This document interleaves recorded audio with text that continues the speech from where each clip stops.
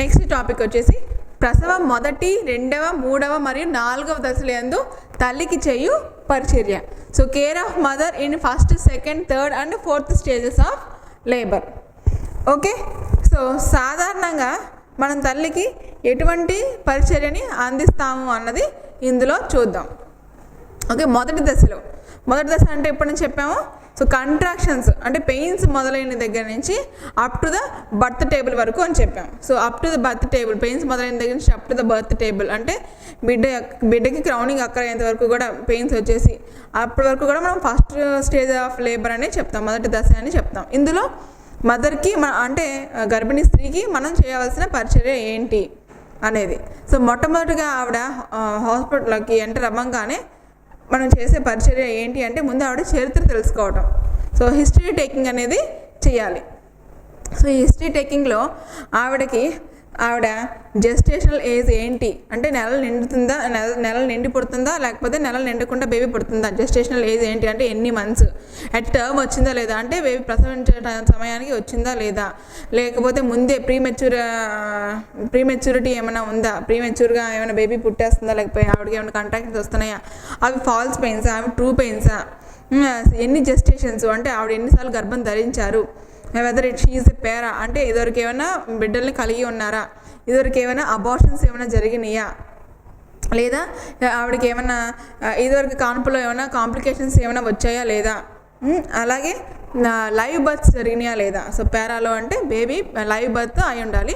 So live birth ఉందా లేదా అంటే బేబీ స్టిల్ బర్త్ అంటే చనిపోయే బేబీ పుట్టిందా ఇదివరకు కాన్పులో, లేకపోతే బతికి ఉన్న బేబీ పుట్టిందా, ఇప్పుడు ఎంతమంది పిల్లలు లైవ్లో ఉన్నారు అంటే ఎంతమంది పిల్లలు బతికి ఉన్నారు అనేది అన్నీ కనుక్కోవాలి. ఆవిడ మ్యారిటల్ ఏజ్ కూడా తెలుసుకోవాలి. అలాగే ఆవిడ యొక్క టోటల్ హిస్టరీ మనకి కావాలి. అంటే ఆవిడ స్లీపింగ్ ప్యాటర్న్ దగ్గర నుంచి అన్నీ కావాలి. ఆవిడ తీసుకునే న్యూట్రిషన్ ఏంటి, ఆవిడ యొక్క స్లీపింగ్ ప్యాటర్న్ ఏంటి, బౌల్ ప్లాటర్ ఏంటి,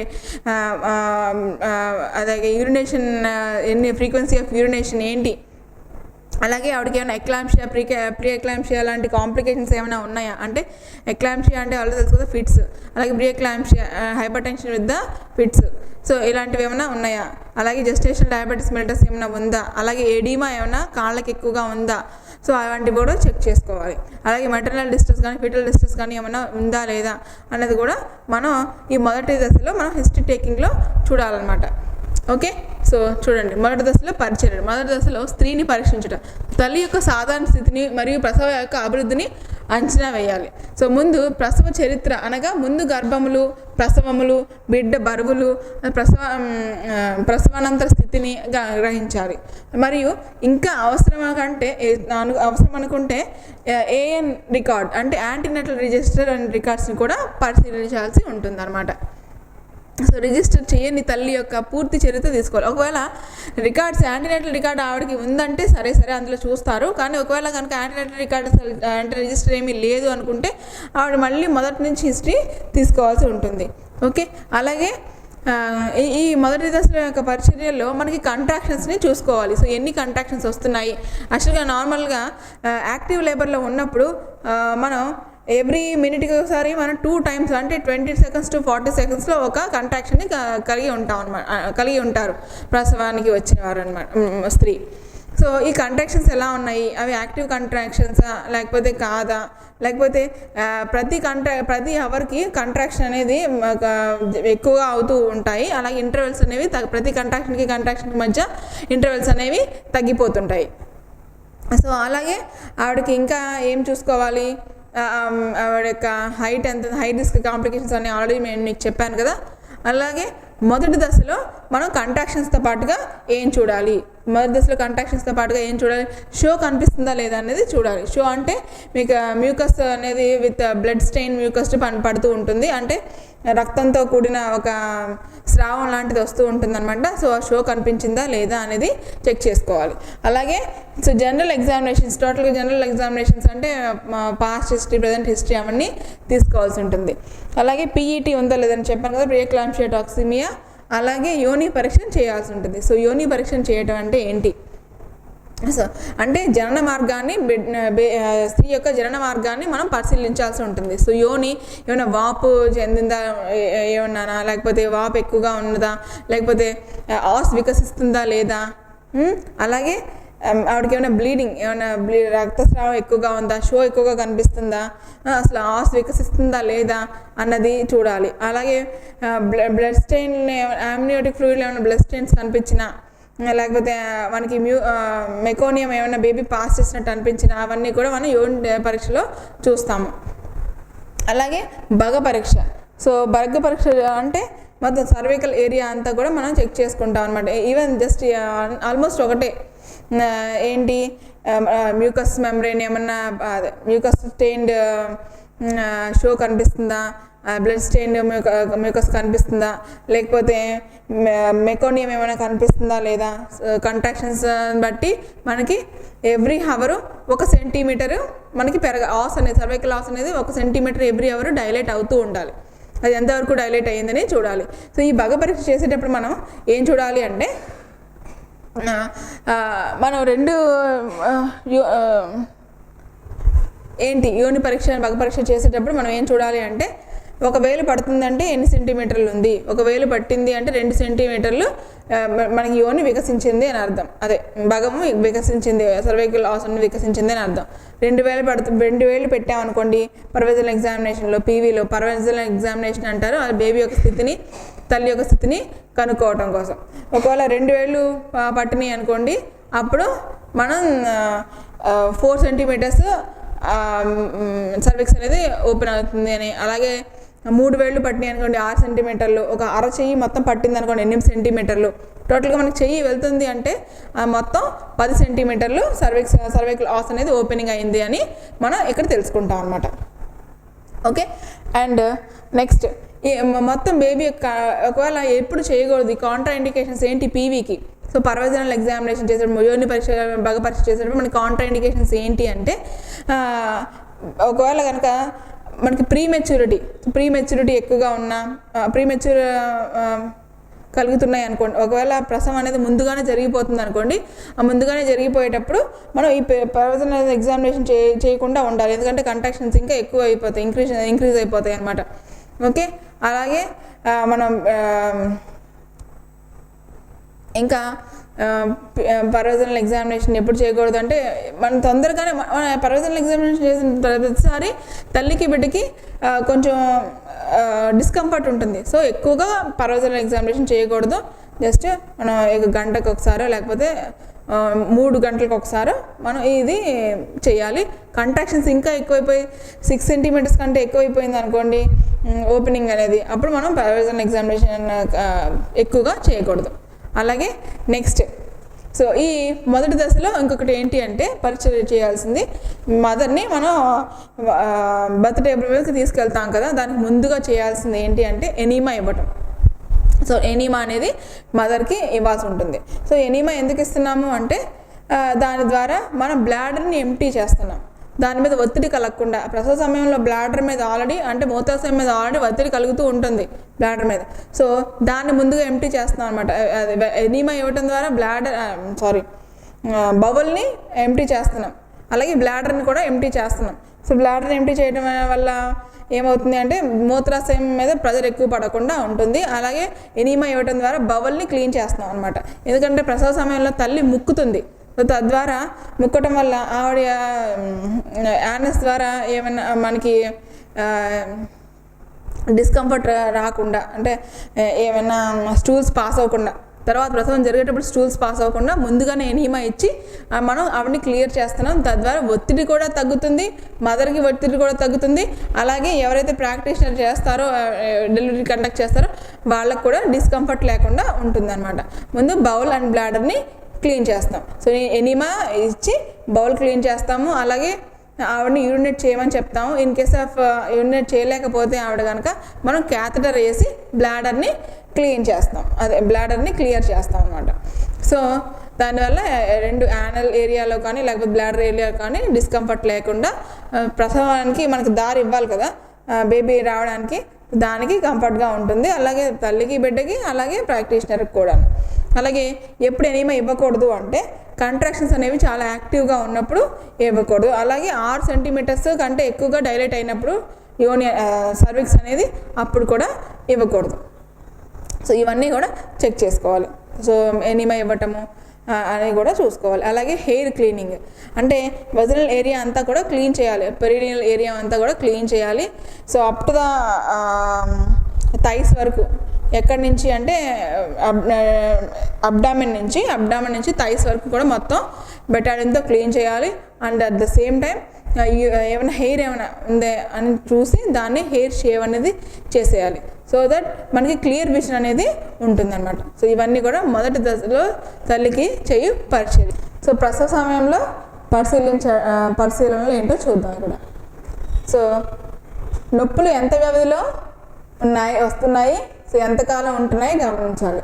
సో కాంట్రాక్షన్స్ ఎంత సమయంలో ఉంటున్నాయో గమనించాలి. సో 4 గంటలకు ఒకసారి గర్భాశయ ద్వారం ఎంత వికసించింది అని చూడాలి. సో ఎవ్రీ 4 అవర్స్కి గర్భాశయం ఎంత వికసించింది, సర్వైకల్ లాస్ ఎంత డైలేట్ అయింది చూడాలి. అలాగే ఉష్ణోగ్రత, నాడి మరియు రక్తపోటుని చూడాలి. అంటే టెంపరేచర్, బీపీ, పల్స్, రెస్పిరేషన్స్ అనేవి చూస్తూ ఉండాలి. సో ఉదయించి భాగం ఎంత క్రిందకి దిగింది అంటే డిసెంట్ ఎంత జరిగింది అనేది చూడాలి.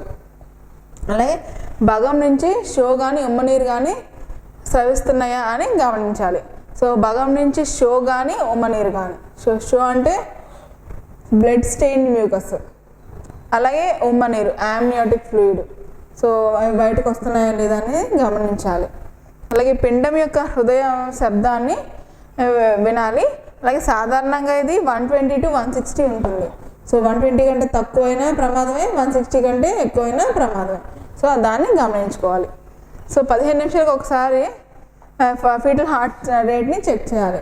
బిడ్డ యొక్క గుండె చప్పుడుని మనం ప్రతి 15 మినిట్స్కి చెక్ చేసుకోవాలి. అలాగే ఉమ్మనీటి సంచి పగిలిన తర్వాత జాగ్రత్తగా వినాలి. అంటే బేబీ యొక్క హార్ట్ బీట్ అనేది ఉమ్మనీటి సంచి పగిలిన తర్వాత ఎలా ఉంటుంది అనేది గమనించాలి. ఒకవేళ ఉమ్మనీటి సంచి పగిలిన తర్వాత హార్ట్ బీట్ అనేది తక్కువైపోతున్నా లేకపోతే ఎక్కువైపోతున్నా మనం వెంటనే ర్యాపిడ్గా మనం ప్రసవం 2వ దశలోకి వెళ్ళి బిడ్డని డెలివరీ చేయాల్సి ఉంటుంది అనమాట. It's very important. అలాగే బేబీ ట్రేని సిద్ధం చేసుకోవాలి. సో మొదటి దశలోనే మనం బేబీ ట్రేని సిద్ధం చేసుకుంటాం అనమాట. ఎందుకంటే బేబీ రిసీవింగ్ కోసం, అలాగే బేబీకి కావాల్సిన అవసరాలను తీర్చడం కోసం. మేబీ రిసర్స్టేషన్ ఏమైనా కావాలా, లేకపోతే సైనటిక్గా బేబీ ఏమైనా ఉంటుందా, అలాగే అవన్నీ చూసుకోవడానికి, నెక్స్ట్ బేబీని రిసీవ్ చేసుకోవడానికి. అలాగే ఉమ్మనీటి సంచి పగిలినప్పటి నుంచి టైము మరియు ఉమ్మనీటి రంగు నమోదు చేసుకోవాలి. సో రప్చర్ ఆఫ్ మెంబ్రెన్స్ అయినప్పటి నుంచి ఒకవేళ రంగు ఏమైనా మారుతుంది అనుకోండి, లోపల బేబీ అనేది మెకానియంని పాస్ చేసేస్తుంది అని అర్థం అనమాట. సో దానికోసం ఉమ్మనీటి సంచి పగిలిన తర్వాత ఉమ్మనీటి యొక్క రంగుని చూసుకుంటూ ఉండాలి. సో ఆమెని ఒంటరిగా వదలకూడదు. సో ఎందుకంటే ఒంటరిగా వదిలితే ఏమవుతుంది, మేబీ బెడ్ మీద ఉంటే ఆవిడ ఫాలింగ్ డౌన్ అయ్యే ఇది ఉంటుంది, లేకపోతే ప్రసవం దశని మనం గమనించలేము ఎప్పుడు ఏం ప్రమాదం జరుగుతుందో అనేది. నెక్స్ట్, సో 8 గంటల తర్వాత నొప్పులు తరచుగా తీవ్రంగా ఉండి ఉమ్మనీటి పగిలిన లేకపోయినా గర్భాశయ ద్వారం వికసించుకోకపోతే గర్భం పురోగతి లేదు అని గ్రహించాలి. అంటే 12 అవర్స్ తర్వాత కూడా ఆ సర్వైకల్ లాస్ ఇంకా డైలేట్ అవ్వకపోవడం కానీ, లేకపోతే ఉమ్మనీటి సంచి పగలకపోవడం కానీ, అంటే ఇంకా ప్రొలాంగ్ అయిపోతుంటే కానీ అప్పుడు మనం ఆవిడ యొక్క ఈ ప్రసవ స్థితి అనేది సరిగ్గా లేదు అనేది గమనించుకోవాలి. సో వెంటనే ఆమెని ఎఫ్ఆర్యూకి రిఫర్ చేయాలి. సో ఎఫ్ఆర్యూ అంటే ఫస్ట్ రిఫరల్ యూనిట్. సో ఇంకా బెటర్ ట్రీట్మెంట్ కోసం ఆవిడని పంపించాలి, అంటే బెటర్ స్కిల్డ్ పర్సన్స్ కోసం ఆవిడని పంపించాలి. సో ప్రసవం చురుగ్గా ఉన్నప్పుడు, అనగా గర్భాశయ ముఖద్వారం 4 సెంటీమీటర్లు లేదా ఎక్కువగా వికసించినప్పుడు ప్రతి 30 నిమిషాలకు ఒకసారి కింది వాటిని గమనించాలి. అంటే ఏంటి, ఏమేమి గమనించాలని చూద్దాం. ఎప్పుడు ప్రసవం చురుగ్గా అయినప్పుడు, అంటే 4 సెంటీమీటర్స్ వరకు సర్వైకల్ డైలటేషన్ అయినప్పుడు మనం ఏం చూడాలి. సో ప్రసవం నొప్పుల్ని గమనించాలి. అంటే కంట్రాక్షన్స్ యొక్క ఫ్రీక్వెన్సీ, అలాగే కంట్రాక్షన్స్ యొక్క ఫ్రీక్వెన్సీ అంటే ఎన్నిసార్లకి వస్తుంది, ఎన్ని నిమిషాలకి ఎన్నిసార్లు కాంటాక్ట్ అవుతుంది అనేది చూసుకోవాలి. పిండం మీద గుండె చప్పుడుని చూసుకోవాలి. ఇవి చాలా ఇంపార్టెంట్ అనమాట. సో ఇవన్నీ కూడా మనం ప్రసవం మొదటి దశలో చేయు పరిచర్యలు, ప్రసవం 2వ దశలో చేయు పరిచర్యలు తల్లికి. సో 2వ దశలో పరిశీలించాల్సింది. అలాగే తల్లి తీరు ఎలా ఉంటుందో చూద్దాం, పరిచర్య ఏం చేయాలో చూద్దాం. సో వెళ్ళకిలా పడుకోబెట్టి కాళ్ళు మడిచి లిథాటమీ పొజిషన్లో ఉంచాలి. సో మదర్ని మన ప్రసవం ఆన్ ద టేబుల్, మనకి లేబర్ టేబుల్ మీద ఎలా పడుకోబెట్టాలి అంటే లిథాటమీ పొజిషన్లో పడుకోబెట్టాలి. కాళ్ళు రెండు పైకి ఎత్తి అవి వంచి పెట్టినట్టుగా పెట్టాలి. నడుము మన టేబుల్ చివరికి తీసుకుని వెళ్ళాలి. అది క్లినికల్ ప్రాక్టీషనర్కి అది సులువుగా ఉండేటట్టుగా చూడాలి. అది ఈ పొజిషన్ని మనం ప్రసవానికి పడుకోబెట్టే పొజిషన్ని మనం లిథాటమీ పొజిషన్ అంటాం. సో మూత్రాశయం నిండుగా ఉంటే దాన్ని ఖాళీ చేయాలి. ఆల్రెడీ చెప్పాను కదా, ఒకవేళ మూత్రాశయం ఎక్కువగా మూత్రం ఉండిపోతే అది మదర్కి అలాగే ప్రాక్టీషనర్కి కూడా కొంచెం కష్టంగా ఉంటుంది ప్రసవం చేయడం అనేది. సో బ్లాడర్ని ఎంటీ చేయమని చెప్పాలి. లేదా వాళ్ళకి ఒకవేళ 6 సెంటీమీటర్స్ కంటే ఎక్కువగా డైలేట్ అయిపోతే కనుక మనం క్యాథెటర్ వేయాల్సి ఉంటుంది. సో తర్వాత నొప్పులకి మధ్య గాలి పీల్చుకొని నొప్పులు ఉన్నప్పుడు కిందకి ముక్కాలి అని చెప్పాలి. మనకి కంట్రాక్షన్స్ వచ్చినప్పుడే ముక్కాలి. కంట్రాక్షన్స్ వచ్చినప్పుడుగా మనం బేరింగ్ డౌన్ చేసుకొని మదర్ ముక్కి బేబీని పుష్ డౌన్ చేస్తేనే బేబీ బయటికి సులువుగా రావడానికి బాగుంటుంది. అలాగే మెంబ్రెయిన్స్ పగులుతున్నాయో లేదో చూడాలి. మనకి మెంబ్రెయిన్స్ ఉన్నాయి కదా, ఆమ్నియన్ కొరియన్ మెంబ్రెయిన్స్, అవి పగులుతున్నాయో లేదో చూడాలన్నమాట. సో పగిలితేనే కదా ఉమ్మనీటి సంచి పగిలితేనే కదా ఉమ్మనీరు బయటకు వచ్చేసి బేబీ అనేది మనకి బయటకు వస్తుంది. సో అవి పగిలినాయో లేదో చూడాలి. సో తల్లికి ఏ విధమైన బేర్ డౌన్ చేయాలో చెప్పాలి. బేరింగ్ డౌన్ అంటే అదే బేబీని పుషింగ్ డౌన్ చేస్తూ అలా కంట్రాక్షన్స్ వచ్చినప్పుడు ముక్కటం. సో ఎప్పుడు మామూలుగా ముక్కితే బేబీ బయటికి రాదు, కంట్రాక్షన్స్ వచ్చినప్పుడు ముక్కాలి. అలాగే సోదించు భాగంలో కనిపించినప్పుడు బలమైన నొప్పులు వచ్చినప్పుడు తొడలను పట్టుకొని కిందకు ముక్కాలి అని చెప్పాలి. అదే బేరింగ్ డౌన్ చేయటం. ఎప్పుడైతే కంట్రాక్షన్ వస్తుందో అప్పుడు ముక్కాలని చెప్పాలి. అంటే బలమైన కంట్రాక్షన్స్ వచ్చినప్పుడు. నెక్స్ట్, సో ప్రతి కంట్రాక్షన్ తర్వాత FSH వినాలి. అంటే ప్రతి కంట్రాక్షన్ తర్వాత ఫీటల్ హార్ట్ సౌండ్ని వింటూ ఉండాలన్నమాట. లేకపోతే బేబీ పెరగడం తగ్గడం జరిగి బేబీకి ప్రమాదం కలుగుతుంది. సో తల్లి యొక్క పల్స్ రేటు, BP మరియు 15 నిమిషాలకు ఒకసారి చెక్ చేయాలి. తల్లి యొక్క వైటల్స్ని చెక్ చేస్తూ ఉండాలి. అంటే మేబీ మదర్కి ఏమైనా ఫీవర్ అలాంటివి ఏమైనా వస్తున్నాయా లేదా అనేది కూడా చూడాలి. అంటే ఎక్లాంప్షియా ఏమైనా on the time of labour process వస్తున్నాయని గమనించుకోవాలి. అలాగే సో తల్లికి విశ్రాంతి ఉన్నప్పుడు ప్రోత్సాహం, ధైర్యం చెప్పాలి. సో అన్ని విషయాలని పార్టోగ్రాఫ్లో రికార్డ్ చేయాలి. ఆవిడకి మనం ముందుగానే సైకలాజికల్ సపోర్ట్ని ప్రొవైడ్ చేయాలి. ఒకవేళ తల్లి చర్మం వేడిగా ఉంటే కనుక చర్మం చల్లని క్లాత్తో తుడవాలి. అలాగే కొద్దిగా నీటిని తాగించాలి. అలాగే ప్రసవం చేయనప్పుడు స్ట్రిక్ట్ అసెప్టిక్ ప్రికాషన్స్ని యూజ్ చేయాలి. సో స్ట్రిక్ట్ అసెప్టిక్ ప్రికాషన్స్ని యూజ్ చేయడం అంటే మనం గ్లవ్వింగ్, గౌనింగ్ అవన్నీ యూజ్ చేయాలి. అండ్ అలాగే మనం 6 పరిశుభ్రతలను పాటించాలి. చెప్పాను కదా, శుభ్రమైన బొడ్డు తాడు, శుభ్రమైన చేతులు, శుభ్రమైన ప్రదేశం, ఇవన్నీ చెప్పాను కదా. ఆ శుభ్రతలను పాటిస్తే అసెప్టిక్ ప్రికాషన్స్ని యూజ్ చేస్తూ, అలాగే ప్రతిదీ స్టెరైల్ ఉండేటట్టుగా మనం యూజ్ చేసే కత్తెరలు, అలాగే clamps, cot clamps, and also stitches వేయడానికి మన యూజ్ చేసే నీడిల్స్, క్యాట్ గడ్, అవన్నీ కూడా స్టెరైల్డ్ అయ్యి ఉండాలి. సో ఇవన్నీ కూడా ట్రైని ముందుగానే పక్కన పెట్టుకొని ఏ సెకండ్ స్టేజ్ని మనం అసిస్ట్ చేయాల్సి ఉంటుంది అన్నమాట. నెక్స్ట్, సో ఇప్పుడు టాపిక్ వచ్చేసి ప్రసవం చేయట మరియు తోడ్పడట. ప్రసవం చేయటం అండ్ ప్రసవానికి తోడ్పడటం అనమాట. So assist and conduct child birth. ఎలా అసిస్ట్ చేస్తాము చైల్డ్ బర్త్ జరిగేటప్పుడు, అలాగే ఎలా కండక్ట్ చేస్తాము అనేది ఇక్కడ టాపిక్. ఇదంతా కూడా సెకండ్ స్టేజ్లో మనం మదర్కి ఇచ్చే కేర్. సో ఇక్కడ ఏం చేస్తున్నామంటే, సో యాక్చువల్గా నేను చెప్పాను, తల్లిని లిథాటమీ పొజిషన్లో పెడతారు, అలాగే సౌకర్యవంతంగా ఉంచుతారు. సో తల్లిని సరైన తీరులో పడుకోబెట్టాలి. అలాగే డెలివరీ ప్యాడ్ మొత్తం ప్యాక్ అంతా కూడా సిద్ధం చేసుకోవాలి. సో అందులో ఏమైనా ఉండే యాప్రాన్స్, డెలివరీ కిట్కి మొత్తం టోటల్గా మన సిరంజెస్ దగ్గర నుంచి, నీడిల్స్ దగ్గర నుంచి, ఆర్టరీ ఫోర్సెప్స్ అన్నీ కూడా సిద్ధంగా ఉంచుకోవాలి. అలాగే భగం శుభ్రం చేయాలి. ఆల్రెడీ నేను చెప్పాను, షేవ్ చేసి మొత్తం దాన్ని క్లియర్ విజన్ ఉండేటట్టుగా. అలాగే అలా ప్రాక్టీషనర్కి, ఎవరైతే ఆబ్స్టికల్ ప్రాక్టీషనర్ ఉంటారో వాళ్ళకి, అలాగే అక్కడ అసిస్ట్ చేసే వాళ్ళకి కూడా అది శుభ్రంగా కనిపించాలి, విజిబుల్గా ఉండాలి ఆ ఏరియా అంతా కూడా. అలాగే క్లీన్ గౌన్ని ధరించాలి, లేకపోతే ప్లాస్టిక్ యాప్రాన్ ధరించాలి.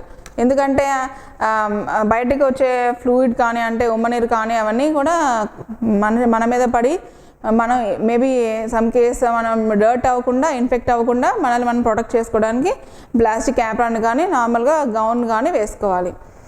అలాగే మాస్క్ కట్టుకోవాలి. అంటే all the aseptic precautions we need to use while conducting a child birth are while conducting a normal labour. అంటే అసెప్టిక్ ప్రికాషన్స్ అంటే తెలుసు కదా, గ్లౌవింగ్, గౌనింగ్, మాస్క్, అలాగే ఇవన్నీ కూడా హ్యాండ్ వాషింగ్. సో నెక్స్ట్ ఎప్పుడైతే మనం డైరెక్ట్లీ కండక్ట్ చేస్తున్నామో మదర్కి ఎప్పుడు మనం కుడివైపున ఫేస్ చేయాలి. సో మదర్కి మనం కుడివైపుకి ఫేస్ చేయాలి. అలాగే మన ఎడం చేతిని కంట్రాక్షన్స్ చూపించడం కోసం మన ఎడం చేతిని అబ్డామెన్ మీద ప్లేస్ చేయాల్సి ఉంటుంది. సో దట్ మనం కంట్రాక్షన్స్ మనం గమనించవచ్చు. అలాగే మనం ఇంకొక హ్యాండ్, రైట్ హ్యాండ్ ఏం చేస్తామంటే ఒకటి అబ్డామెన్ మీద పెట్టి కంట్రాక్షన్స్ చూస్తుంటాము, అలాగే పుషింగ్ డౌన్ చేస్తుంటాము. మదర్ని కూడా పుష్ చేయమని చెప్తాము కంట్రాక్షన్ వచ్చినప్పుడు. అట్ ద సేమ్ టైం మనం ఆ యోని భాగం దగ్గర మన హ్యాండ్ కూడా ప్లేస్ చేసి చైల్డ్ ఎప్పుడైతే మనకు హెడ్ కనిపిస్తుంది, మన క్రౌనింగ్ అక్కడ మనకి బిడ్డ యొక్క హెడ్ కనిపిస్తూ ఉంటుందో అప్పుడు మనం వెజైనా టేర్ అయిపోకుండా మనం సపోర్ట్ చేయాలి కింద అక్కడ ఇలాగా ప్లేస్ చేసి. సో పైన కింద మనం ప్లేస్ చేసి హ్యాండ్స్ ప్లేస్ చేసి మనం ఆ డెలివరీ జరిగేటప్పుడు మదర్కి సపోర్ట్ చేస్తాము అక్కడ. అలాగే ఆ సర్వైకల్ ఏరియా, వెజనల్ ఏరియా అనేది టేర్ అయిపోకుండా మనం చూసుకుంటాం అన్నమాట, జాగ్రత్త తీసుకుంటాం. సో అలాగే బట్టలను పైకి తీసుకోమని చెప్పాలి, అంటే అబ్డామెన్ పైకి తీసుకోమని చెప్పాలి మదర్కి. సో అప్ టు హియర్ మన బట్టలని పైకి తీస్తాము. అలాగే సో స్పాంజ్ హోల్డింగ్ ఫోర్సెప్స్తో తొడలను యోనిని యాంటీసెప్టిక్ లోషన్ ఉపయోగించి శుభ్రపరుస్తాం. సో మనం చెప్పాను కదా, క్లీనింగ్ ప్రాసెస్లో from the abdomen up to the thighs మనం క్లీన్ చేయాల్సి ఉంటుంది.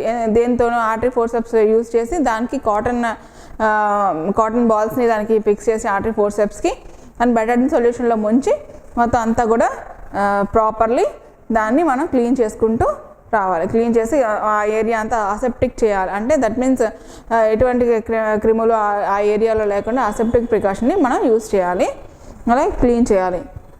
దాన్ని కూడా యాంటీసెప్టిక్ లోషన్ ఆర్ బెటాడిన్ సొల్యూషన్తో క్లీన్ చేయాల్సి ఉంటుంది.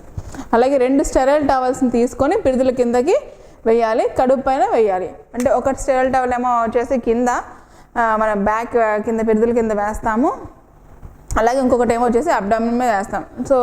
సో దట్ మనం డ్రేపింగ్ ద మదర్ అనమాట. అన్నెసరీగా ఎక్స్పోజ్ చేయకుండా మదర్ని మనం ఇలాగా ఆవిడకి సపోర్ట్ చేస్తాము. సో అండ్ దెన్ నెక్స్ట్ యానస్ని ప్యాడ్తో మూసివేయాలి, విపటము యోని మాత్రమే ఎక్స్పోజ్ చేయాలి. ఎడమ చేతిని కడుపు పైన పెట్టి స్టెరైల్ టవల్ మీద పెట్టాలన్నమాట. అంటే ఏంటి, మీకు ఆల్రెడీ నేను చెప్పాను.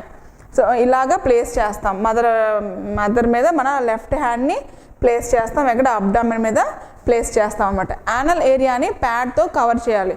సో దట్ ఆల్రెడీ మనము ఏమి ఇచ్చాము, ఎనీమా ఇచ్చాము, అలాగే ఎనీమా ఇవ్వడం జరిగింది. నెక్స్ట్ వచ్చేసి క్యాథెటర్ వేసి బ్లాడర్ కూడా క్లీన్ చేసాము, అండ్ బ్లాడర్ కూడా ఎంటీ చేసాము. సో మళ్ళీ యానల్ ప్యాడ్ వేయడం ద్వారా మనం టేర్ అవ్వకుండా కాపాడుకోవచ్చు. And at the same time అన్నెసరీగా ఏమైనా ఇన్ సమ్ కేస్ ఏమైనా స్టూల్స్ బయటికి రావడం అట్లాంటివి కూడా జరగకుండా మనం చూడవచ్చు. అండ్ అలాగే ఒక హ్యాండ్ని మన అబ్డామిన్ మీద ప్లేస్ చేస్తామని చెప్పాను, ఇంకొక హ్యాండ్ని ఏం చేస్తాము, ఎక్కడైతే బేబీ తల బయటకు వచ్చేటప్పుడు మనం దాన్ని దగ్గర ప్లేస్ చేసి ట్యారింగ్ అవ్వకుండా చూస్తాము. అలాగే సపోర్ట్ చేస్తున్నాం, బేబీ బయటికి రావడానికి సపోర్ట్ చేస్తాం అన్నమాట, సపోర్టింగ్ హెల్ప్. ఓకే, ఈ ప్రాసెస్ చేస్తూనే మనం పేరెంట్స్కి అంటే మదర్కి, అలాగే మదర్ సపోర్ట్ వాళ్ళకి, క్లయింట్ వాళ్ళు ఉన్నారు కదా అటెండర్స్కి, అలాగే పేరెంట్స్కి, వీళ్ళిద్దరికి ఫాదర్ అండ్ మదర్ ఇద్దరికి మనం సపోర్టివ్ కేర్ ఇస్తూ ఉంటాం, మెంటల్లీ సపోర్టివ్ కేర్ ఇస్తూ ఉంటాము. వాళ్ళని ఈ చైల్డ్ బర్త్కి ప్రిపేర్ చేస్తూ ఉంటాము. తర్వాత బేబీ బయటికి వచ్చే టైంకి మనం టోటల్గా physical support and mental support mother and ఫాదర్కి ఇస్తాము. ఆఫ్టర్ దాట్ ఈ బేబీ ఎప్పుడైతే బార్న్ అయిందో, బేబీ మొత్తం పూర్తిగా బయటకు వచ్చేసిందో, ఆ తర్వాత ఈ బేబీని ఆ మదర్ యొక్క అబ్డామెన్ మీద పడుకోబెడతాం. ఓకే, సో అబ్డామెన్ మీద పడుకోబెట్టి ఉంచుతాము. తర్వాత బేబీని పక్కకు తీసుకొని బేబీ రిసీవింగ్ చేసుకొని బేబీని టోటల్గా క్లీన్ చేసి క్లీన్ టవల్తో డ్రై టవల్తో మొత్తం బేబీని క్లీన్ చేసి బేబీని ర్యాప్ చేస్తాం, అంటే బేబీని చుడతాం అనమాట. ఒక మంచి టవల్లో బేబీని క్లీన్ చేసినంత తుడిసిన తర్వాత చుడతాం. అలాగే మదర్ని కంగ్రాచులేట్ చేస్తాం, పేరెంట్స్ని అండ్ మదర్ని కంగ్రాచులేట్ చేస్తాము. ఆవిడ చేసిన బేరింగ్ డౌన్ ఎఫర్ట్స్కి అండ్ ఆవిడ చేసిన మనకి కోఆపరేషన్కి ఆవిడని సపోర్ట్ చేస్తూ ఆవిడని ఎంకరేజ్ చేసి ఆవిడని కంగ్రాచులేట్ చేస్తాము. So that they will feel happy.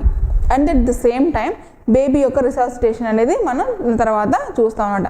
అలాగే బేబీ క్లాంపింగ్, ఎలా బొడ్డుతాన్ని మనం కట్ చేసాము అండ్ ఎలా క్లాంప్ చేసాము, అలాగే 0.5 ml ఆఫ్ అంటే 10 to 15 ml ఆఫ్ బ్లడ్ని మనం కార్డ్ నుంచి కలెక్ట్ చేస్తాము. ఎందుకంటే RH తెలుసుకోవడం కోసం, అంటే బ్లడ్ గ్రూపింగ్ తెలుసుకోవడం కోసం బేబీ నుంచి మనం తీసుకుంటాం అనమాట. అంటే బొడ్డుతాడు నుంచి, అంబ్లికల్ కార్డ్ నుంచి మనం కొంచెం 10 to 15 ml బ్లడ్ని తీసుకొని దాన్ని RH కోసం, అంటే గ్రూపింగ్ కోసం తీసుకుంటాము. అలాగే ఏమైనా అబ్నార్మాలిటీస్ ఉన్నాయా అనేవి బేబీకి చూస్తాం, అంటే కంజెంటల్ అబ్నార్మాలిటీస్ ఏమైనా ఉన్నాయా బేబీకి అని గమనిస్తాం. నెక్స్ట్ ఈ బేబీ అండ్ మదర్కి ఇంకొక హాఫ్ అన్ అవర్ లేకపోతే యాజ్ ఎర్లీ యాజ్ పాసిబుల్ బేబీకి ఫీడ్ ఇవ్వడానికి కోసం మనం చూస్తాం. Okay. And next topic, so care of the mother during the 3rd and 4th stages of labour. 3 మరియు 4వ ప్రసవ దశలలో తల్లికి చేయు పరిచర్య.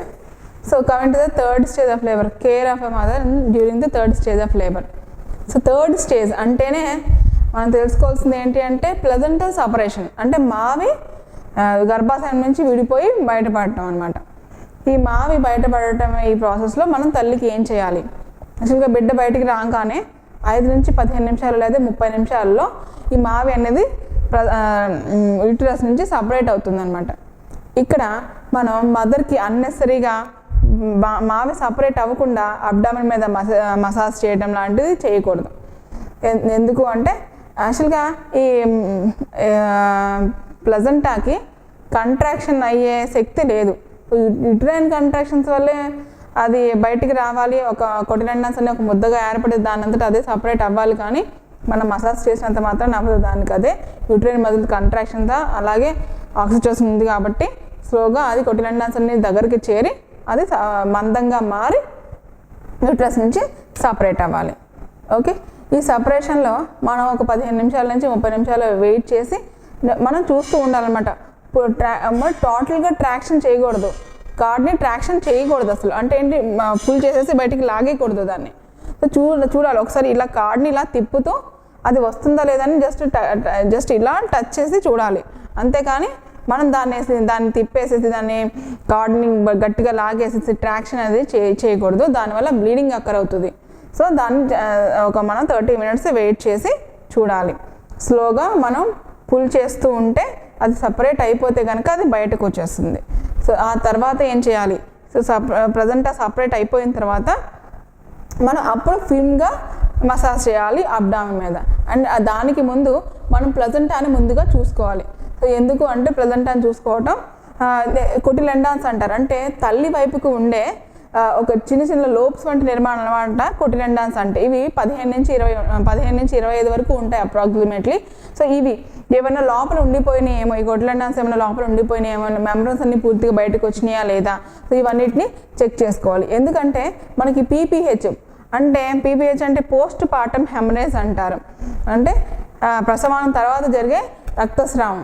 సో ఇది ప్రమాదకరం అయి ఉంటుంది అనమాట. సో దానికోసమని మనం ఇది చూసుకోవాలి, PPH జరుగుతుందేమో అని దాన్ని తగ్గట్టుగా మనం ప్లెజెంటల్ సపరేషన్ని చూసుకోవాలి. అలాగే మెంబ్రెన్స్ అన్ని సపరేట్ అయ్యి బయటకు వచ్చినాయా లేదా, ఇంకేమైనా లోపల ఉండిపోయాయి కొటిలెండాన్స్ అన్ని బయటకు వచ్చేసినాయా లేదని ముందు ప్లెజెంటాని కూడా అసెస్ చేసుకోవాలి. అండ్ ఆల్రెడీ నేను 2nd స్టేజ్లో చెప్పాను, బేబీ పుట్టగానే ఆ కార్డ్ నుంచి మనం 5 to 15 ml ఆఫ్ బ్లడ్ తీసుకోవాలి అని చెప్పాను, ఎందుకంటే గ్రూపింగ్ కోసం అని.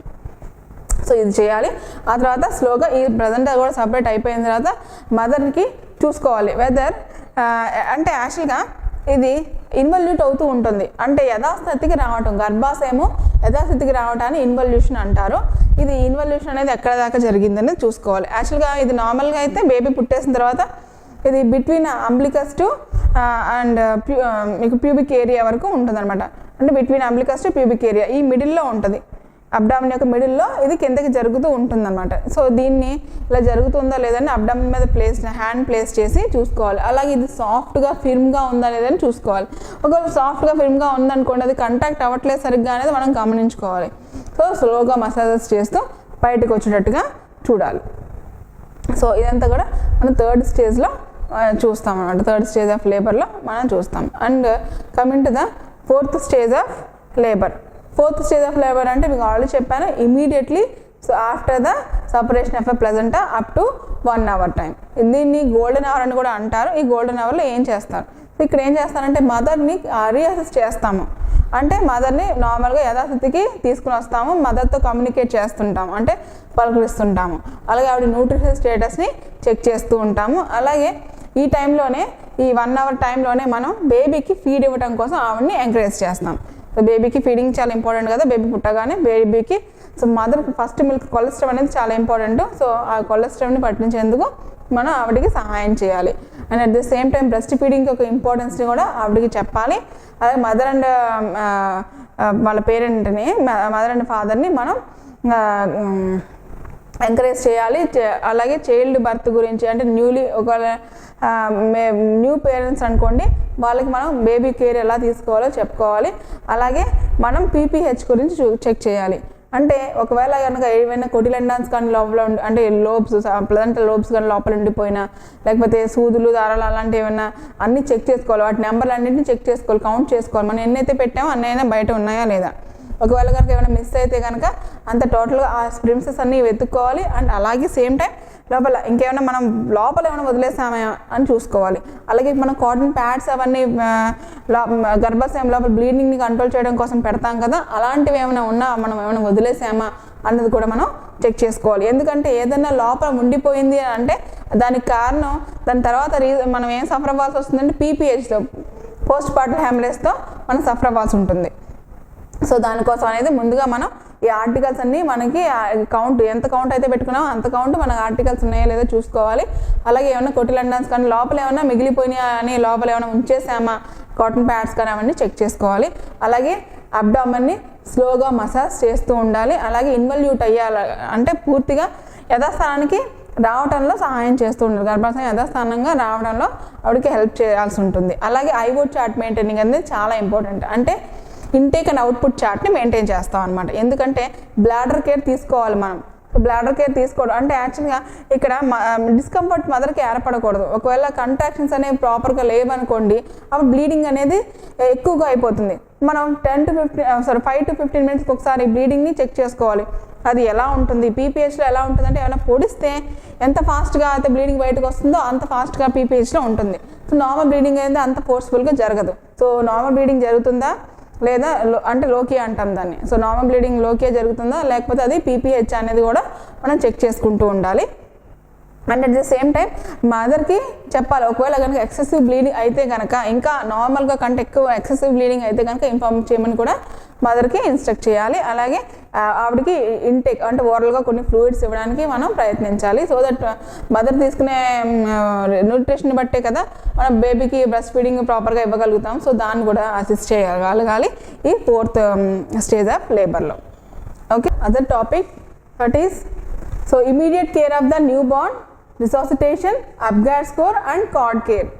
సో శిశువు యొక్క తక్షణ సంరక్షణ, అప్గార్ స్కోర్, బొడ్డు తాడుకు చేయు పరిచర్యలు. సో బేబీ పుట్టగానే మనం ఏం చేయాలంటే వితిన్ 5 to 10 minutes మనం అప్గార్ స్కోర్ తీసుకోవాలి.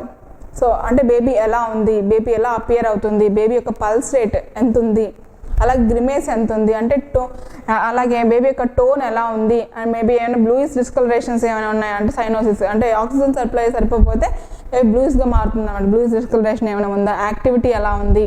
సో ఇవన్నీ కూడా మనం చూస్తాం. దీన్ని అప్గార్ స్కోర్ అంటారు. వితిన్ 10 to 5 minutes బేబీ పుట్టగానే మనం అప్గార్ స్కోర్ని నోట్ చేయాల్సి ఉంటుంది బేబీ యొక్క కండిషన్ని తెలుసుకోవడం కోసం. ఏ అంటే అపియరెన్స్, పి అంటే పల్స్ రేటు, జి అంటే గ్రిమేస్, అండ్ ఏ అంటే టోన్, మొత్తం టోన్ చూసుకోవాలి, రెస్పిరేషన్ చూడాలి, అంటే ఎన్నిసార్లు రెస్పిరేట్ చేస్తుంది బేబీ అనేది చూసుకోవాలి. సో అప్గార్ స్కోర్ని చూసుకోవాలి.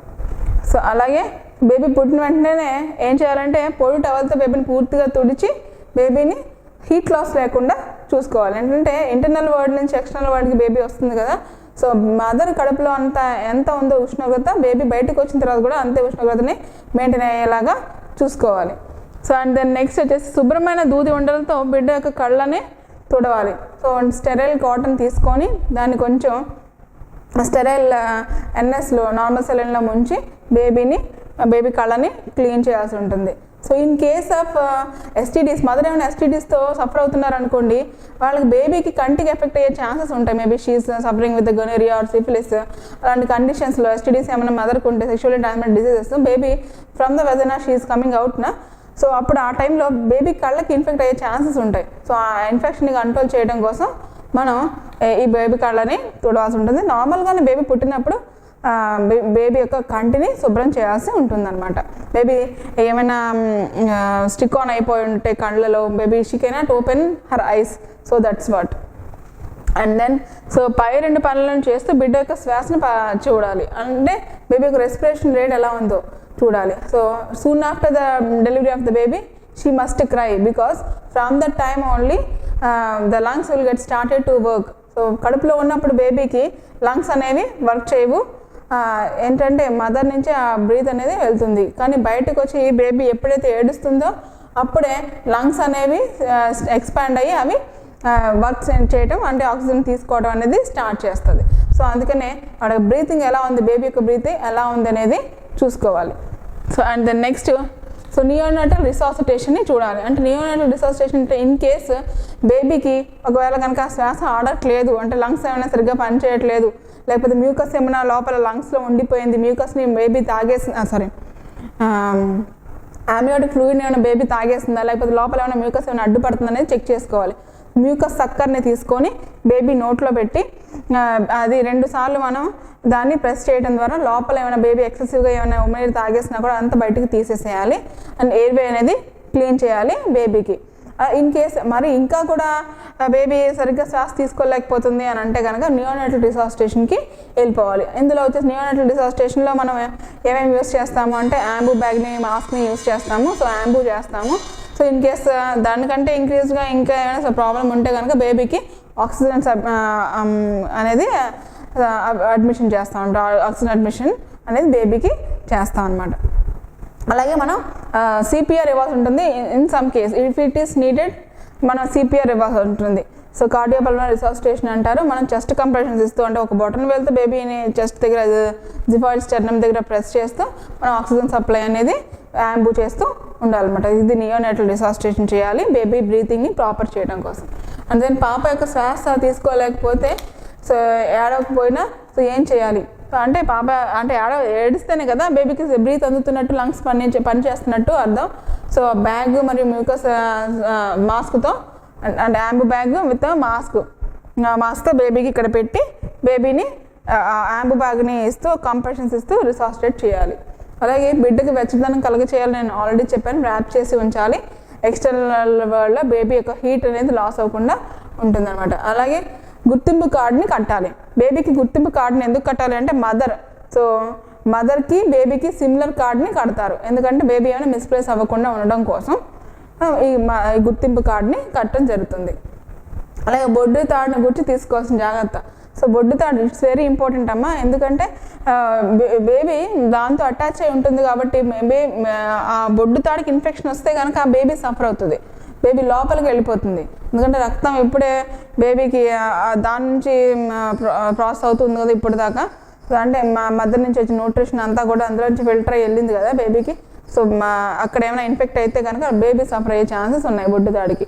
సో అందుకనే బొడ్డు తాడికి కట్ చేసే కత్తెర కానీ, అక్కడ కార్డు క్లాంప్ కానీ అవన్నీ జాగ్రత్తగా స్టెరైల్వి యూజ్ చేయాల్సి ఉంటుంది విత్ అసెప్టిక్ ప్రికాషన్స్. అలాగే ఒక 4 సెంటీమీటర్స్ ఉంచి బేబీ ముందు క్లాంప్ వేసుకున్న తర్వాత కట్ చేయాల్సి ఉంటుంది. సో అది ఒక 4 సెంటీమీటర్స్ ఉంచి మనం క్లాంప్ వేయాల్సి ఉంటుంది. ఇంకొక 1 సెంటీమీటర్ నుంచి మనం కట్ చేయాల్సి ఉంటుంది. అంటే 2 to 3 సెంటీమీటర్స్ బేబీకి కార్డ్కి మధ్య గ్యాప్ ఉండాలి. అక్కడ మనం కట్ చేసి క్లాంప్ వేయాల్సి ఉంటుంది. ముందు క్లాంప్ వేసిన తర్వాత కట్ చేయాల్సి ఉంటుంది. ఓకే, అలాగే ఒకవేళ ఏమైనా ఎనీ ప్రాబ్లం మనం డస్టింగ్ పౌడర్ జస్ట్ అక్కడ యూస్ చేస్తాము టు కంట్రోల్ ద ఇన్ఫెక్షన్. అలాగే కళ్ళను గురించి జాగ్రత్త. సో కళ్ళను గురించి జాగ్రత్త అని చెప్పాను కదా, కంటిని క్లీన్ చేస్తూ ఉండాలన్నమాట. బేబీ ప్రాపర్గా ఓపెన్ చేసి ఉంచేటట్టుగా చూసుకోవాలి బేబీ కళ్ళని. ఏమైనా ఇన్ఫెక్షన్ వస్తే కనుక సో ఫర్దర్గా మనం ట్రీట్మెంట్కి వెళ్ళాల్సి ఉంటుంది. సో మేబీ దాన్ని నియోనాటల్ కంజంక్టివైటిస్ అంటారు. ఆ నియోనాటల్ కంజంక్టివైటిస్ ఇన్ కేస్ వస్తే కనుక దానికి మెడికేషన్స్ని యూస్ చేయాల్సి ఉంటుంది, క్రీమ్ అండ్ మెడికేషన్స్. అలాగే అబ్గార్ స్కోర్ గురించి చెప్పాను కదా, బ్రీతింగ్ అండ్ అపీరెన్స్, గ్రీమ్నెస్ ఇవన్నీ చూస్తాము అబ్గార్ స్కోర్లు. So this is the immediate care of a newborn after the birth.